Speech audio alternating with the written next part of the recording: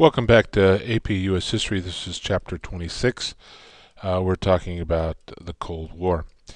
Some of the agencies that were created to counter and help America prepare for the event of war with the Soviet Union, of course, the CIA, assessing threats from overseas nations, groups.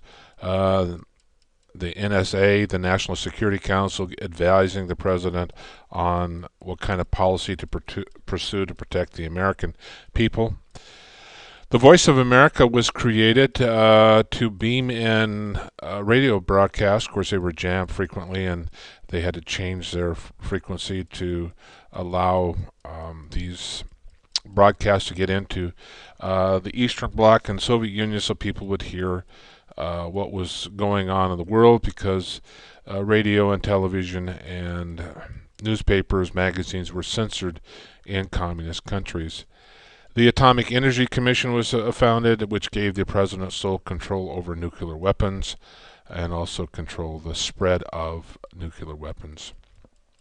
This shows Radio Free Europe broadcasting into the communist countries to give them the truth, or at least a different perspective. This is a symbol of the Central Intelligence Agency located near Washington, D.C., Langley. The Berlin airlift is a crisis that takes place in 1948, in 1949. Probably we'll have to know something about this. Berlin, again, was divided up into four sections, controlled by the Soviet Union, the United States, Britain, and France. East Germany was controlled by the Soviet Union, and West Germany was controlled by, again, the United States, Great Britain, and France, and they each had a zone that they were responsible for. Berlin was located in East Germany and will be cut off by the Soviets. They blocked the road. This was in response to the creation of West Germany. They objected to this by the Allies.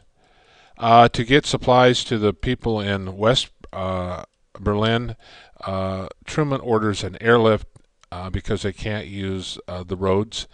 And so cargo planes will go nonstop, 24/7, hauling in all kinds of supplies for the people living in West Berlin.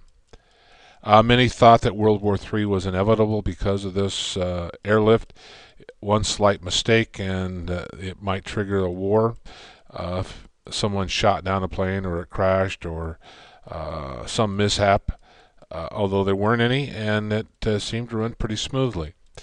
Eventually, the Soviets lift the blockade because they realized that the airlift is working. In response to this Berlin blockade, NATO is formed in response to the threat, and it calls for several nations in Western Europe with the United States to form this alliance to fight back against the Soviets and the Warsaw Pact. This shows the places where they flew over: Hanover, Hamburg, Frankfurt, and they flew into Berlin. You can see in the pink, this was East Germany, and the blue represents the air corridors. The Berlin blockade and the airlift, people waving as cargo planes came in and flew out non-stop. This shows the North Atlantic Treaty Organization, NATO, nations that belong to this organization to counter the Soviets. In 1950, the Korean War will break out, and it will last for 3 years. North Korea had been supported by the Soviets and the Communist Chinese, the Soviets being their main ally, North Korea. So the United States occupied South Korea, and North Korea was occupied by Soviet troops aiding the North Koreans. In 1949, both sides set up rival regimes, and the 38th parallel divided North from South, which essentially it is today. Unfortunately, something was said by Secretary of State Dean Atkinson who claimed that South Korea was not essential to the U.S. defense perimeter in the Pacific. That seemed to be a green light for the North Koreans to invade the South because they felt the United States would not resist. So they will launch an attack against the South Koreans, and they will push them and their American allies to the tip of South Korea. And it looks as though South Korea will be overrun. Song and Ri are the two leaders, Song being the communist leader and Ri being the South Korean leader, and Song being the North Korean leader of the communists.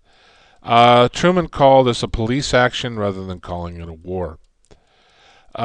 Some Americans believed in the domino theory, and that is, if one country fell to communism, then Japan would fall, the Philippines, all of Asia would fall to the communists. So we needed to make a stand. So the North Koreans are going to cross across the border with Soviet-made tanks and nearly take the country. In response to this, the UN Security Council, with Russia being absent, called for the members to restore peace and aid South Korea. And they will vote to establish a UN force that will go in to fight the communists. The Americans account for about 90% of the force. It will be under the control of General MacArthur, who will be Supreme Commander, and he'll take his orders from Truman. 80-90% of the in any one time were Americans.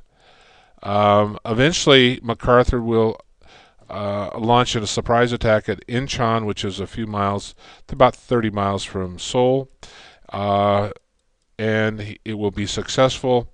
And this will cut off the supply routes for the North Koreans in the South Korea, and this will be a full-flight retreat for them. And so Americans, they're stopping the spread of communists in Asia. This shows Incheon, the port that they used to come in and invade the northern part of South Korea. MacArthur ordered troops across the 38th parallel with Truman's support. November 1950, in response to the Americans pushing the North Koreans to the Yalu River, which is the border between North Korea and China, they will send 300,000 troops across the border. MacArthur wanted to use nuclear weapons, but Truman refused. He wanted to invade China and get the job finished. Truman wanted to fight a limited war. Because of the criticism that MacArthur gave Truman in the press, he fires him as a Supreme Commander. He felt that he was too much of a hothead that might escalate to World War III. He wants to keep this a local affair.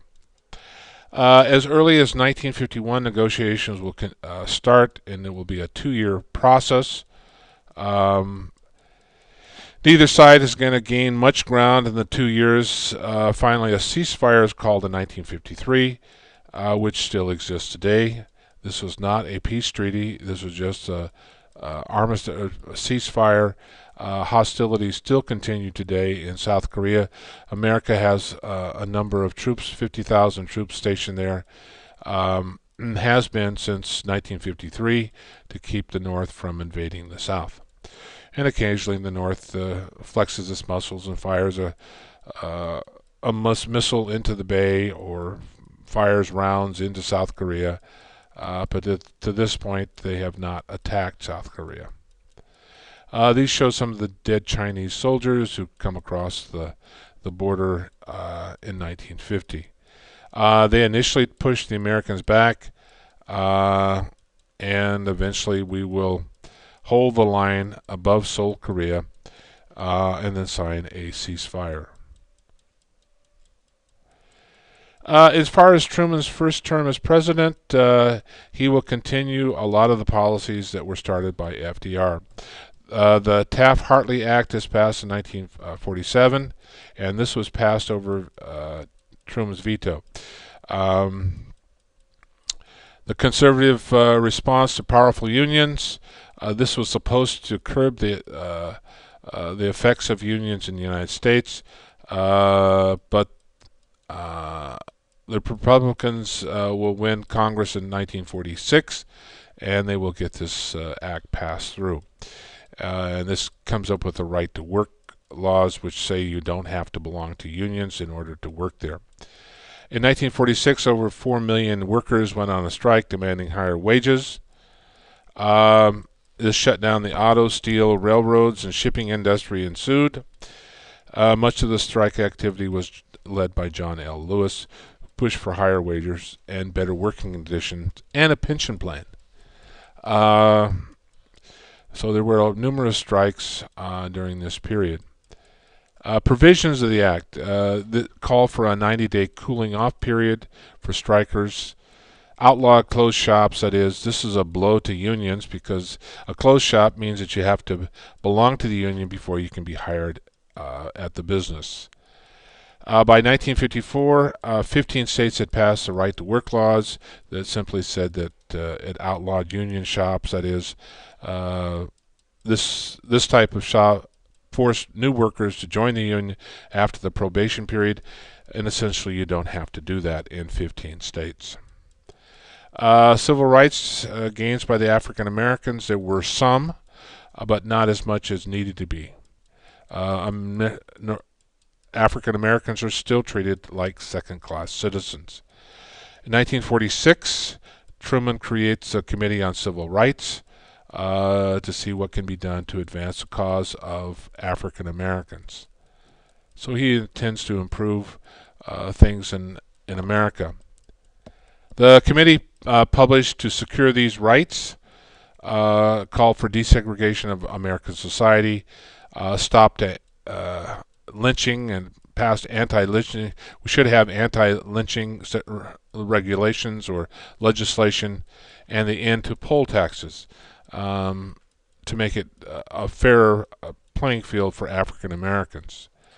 In 1948, he desegregation of the armed forces, that is, that the blacks and whites would be mixed, which he was roundly criticized for a lot of Southerners who want Jim Crow laws to stay in effect, and they do not want to desegregate the armed forces. The 22nd Amendment is passed in 1951, which limited the president to 2 terms or a maximum of 10 years. Because FDR had been elected 4 times, they were afraid that a president might turn into a dictator. Other things that are going on, certainly segregation is not going to be wiped out of America. It's going to be a slow process. Jim Crow laws are still in effect where black children are denied going to school with white children. You can't use public facilities. If you're an African American, you can only use those for colored people. Although African Americans can fight and die for their country, they're not allowed to use certain things in a white society. And we'll stop there and